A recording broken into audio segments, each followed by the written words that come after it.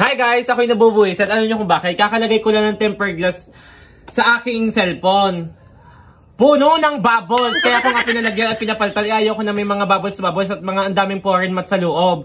Kaya nga umorder ako ng sa Wisken na talaga namang napaka high quality. Ito nga pala ang HD guys. Ang HD tempered glass at hindi na nga pala kayo mahihirapan gumamit ito dahil nga easy to apply na siya. Dahil may kasama na nga pala siya kung paano siya i-apply guys. Talaga namang 20 seconds lang ay maikakabit mo na ang tempered glass mo gamit tong easy to apply na from Wisken guys. Ang product ng Wisken. Kaya naman, samahan nyo ako, ilalagay ko na siya sa aking phone. So ngayon, ilalagay ko na nga pala itong cellphone ko dito sa easy to apply na ano.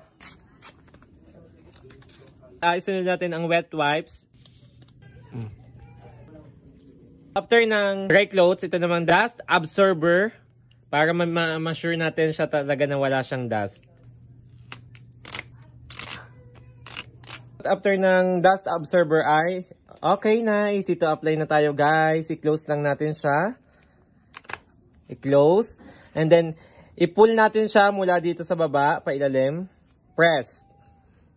So, ayan guys. Napakadali lang niyang i-apply guys. Ayan, hihigitin mo lang siya hanggang sa mag-apply na yung tempered glass sa ating cellphone. Wait for 20 seconds and i-press lang natin tong middle part.